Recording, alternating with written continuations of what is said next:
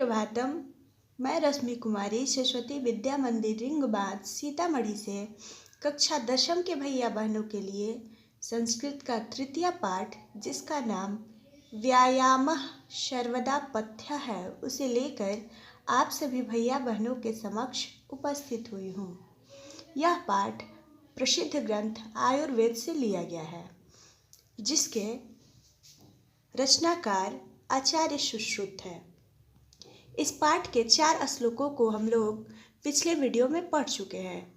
अब 5वां श्लोक है, न चैनम सहसा क्रम्य जरा समाधि रोहति, न चैनम सहसा क्रम्य जरा सम अधिरोहति, स्थिरी भवति मांसम च व्यायाम अभिर्तस्य च। कह रहा है, न चैनम सहसा क्रम्य जरा सम अधिरोहति, स्थिरी भवति मांसम च व्यायाम अभिर्तस्य च। अब इसके शब्दार्थों को देखते हैं। जैसे न है तो न का अर्थ तो नहीं होता है। चैनम, चैनम का अर्थ होता है, चैनम में 2 वर्ड मिले हुए हैं, च और एनम। एनम का अर्थ इसको होता है और च का अर्थ और होता है, तो चैनम का अर्थ इस तरह हुआ और इसको। सहसा का अर्थ अचानक होता है। आक्रम्य अर्थात आक्रमण करके, हमला करके। जरा अर्थात बुढ़ापा। सम अधिरोहति आता है या दबाता है।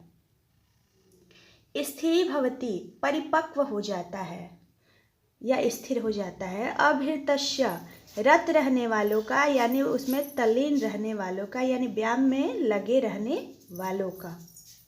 अर्थ हम लोग देखते हैं।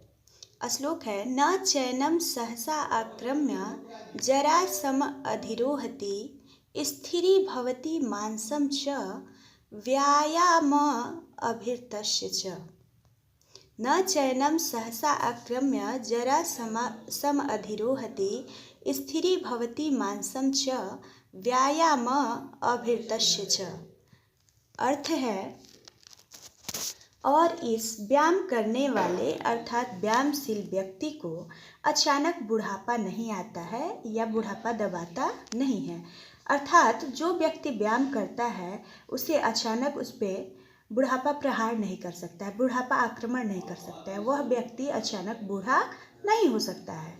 और व्यायाम में तल्लीन रहने वाले यानी लगे रहने वाले व्यक्ति का, मनुष्य का मांस भी परिपक्व हो जाता है अर्थात स्थिर हो जाता है।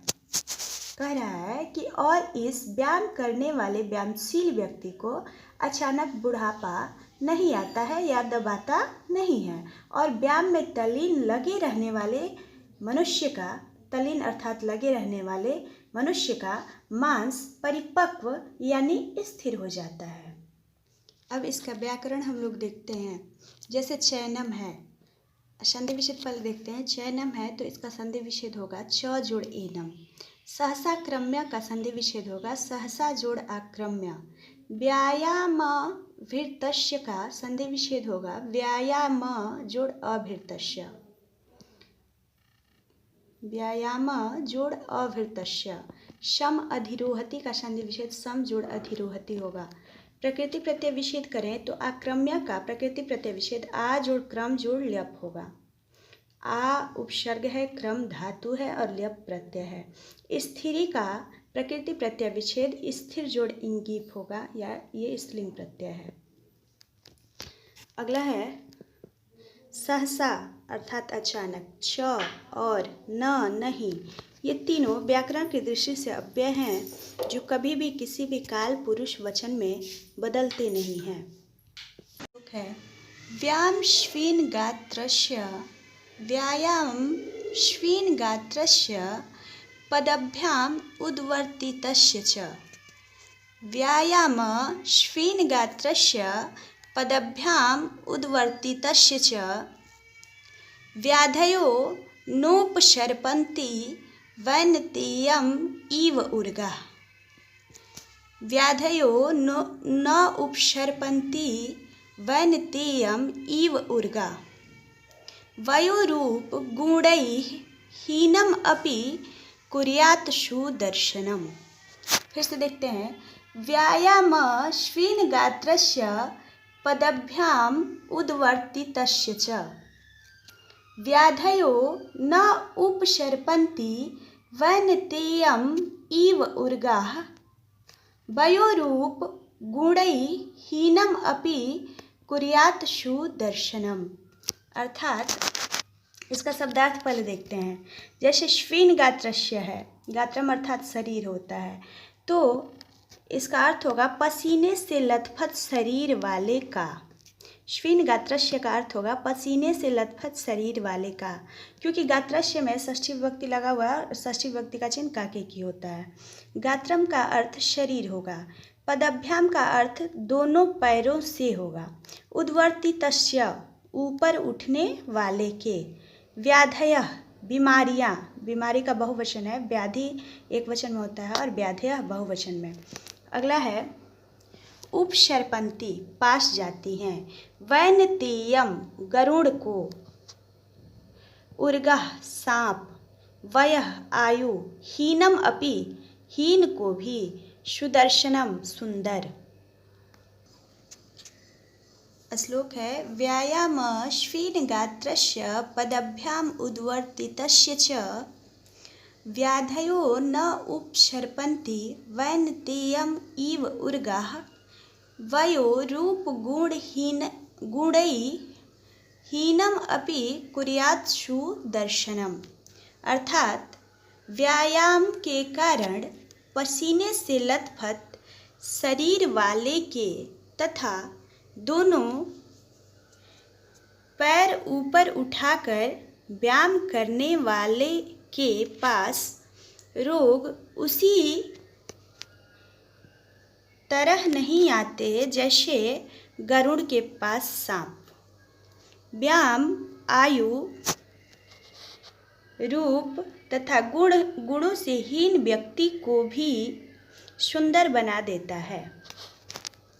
कह रहा है कि व्यायाम के कारण पसीने से लथपथ शरीर वाले के तथा दोनों पैर ऊपर उठाकर व्यायाम करने वाले के पास रोग उसी तरह नहीं आते जैसे गरुड़ के पास सांप। जैसे गरुड़ से सांप दूर भागता है, वैसे ही जो व्यक्ति दोनों पैर ऊपर उठाकर व्यायाम करता है और व्यायाम के कारण उसे बहुत सारा पसीना आता है,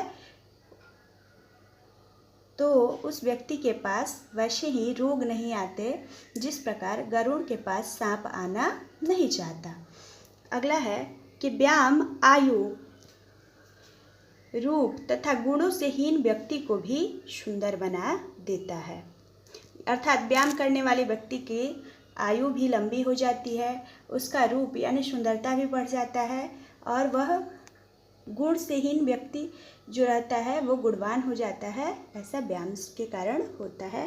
व्यायाम करने वाला व्यक्ति सुंदर भी हो जाता है। यहाँ पे वयः का रूप आयु होगा, रूप का अर्थ सुंदरता होगा, गुण यानी गुण होगा, विशेषता होगा, और हीनम अपि यानी गुण से हीन व्यक्ति को भी कुर्यात् सुदर्शनम यानी सुंदर बना देता है। यहाँ पे वैनतेयम इव उर्गा 3 वर्ड का संधि विच्छेद हुआ है। वैनतेयम यानी गरुड़, इव यानी के समान, उर्गा यानी सांप। व्याकरण हम लोग देखते हैं। जैसे संधि विच्छेद है, नोपसर्पन्ति का संधि विच्छेद न जोड़ उपसर्पन्ति होगा। वयो रूप का संधि विच्छेद वयः जोड़ रूप होगा। गुणै हीनम अपि का संधि विच्छेद गुणै जोड़ हीनम जोड़ अपि होगा। यहाँ पे वयो रूप जो है वहाँ पे विसर्ग लगा हुआ है और विसर्ग का उत्वम है, और फिर यहाँ पे उत्वम में चूँकि ओ बनता है और उत्वम नियम होता है। यहाँ पे गुणै हीनम अपि का गुणै जोड़ हीनम जोड़ अपि, यहाँ पे विसर्ग का र बन रहा है, ये विसर्ग का रत्वम है और लास्ट में व्यंजन संधि है। कुर्यात् सुदर्शनम का संधि विच्छेद कुर्यात् जोड़ सुदर्शनम होगा, तो में हलंत हो जाएगा।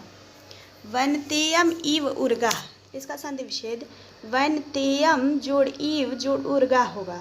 पदभ्याम उद्वर्तितस्य का संधि विच्छेद पदभ्याम जोड़ उद्वर्तितस्य होगा। अगला प्रकृति प्रत्यय विभाजन है। देखते हैं, जैसे उपसर्प वर्ड है तो उप उपसर्ग है, श्रिप धातु है और घय्य प्रत्यय है। उद्वर्तितः का उत जोड़ वृत्त जोड़ कथ हो। अगला समास विग्रह देखते हैं। जैसे वयो रूप गुणई हीनम है, इसका समास विग्रह करते हैं तो वैसा च रूपेण च गुणई हीनम। यहाँ पे आयु रूप और गुण से हीन, तो से हीन आया है, तो यहाँ पे तृतीय विभक्ति से चिन्ह है तो लगा हुआ है, तो ये तृतीय तत्पुरुष समास होगा, क्योंकि हीन की बात की जा रही है, इनकी बात नहीं की जा रही। रूप गुण और उससे हीन व्यक्ति की बात की जाए तो अंतिम पद प्रधान में, इसलिए तत्पुरुष समास हुआ। सुदर्शनम का समास विग्रह सुष्ठु दर्शनम होगा और ये कर्मधारय समास होगा। दर्शनम यानी देखने में वो व्यक्ति कैसा हो जाता है, सुंदर हो जाता है। तो यहाँ पे सुंदर जो है, सुष्ठु जो है, वो इसकी विशेषता बता रहा है और विशेषण वाले पदों में कर्मधारय समास होता है। आज के लिए बस इतना ही। अब पाठ के बाकी अंश को हम लोग अगले वीडियो में देखेंगे।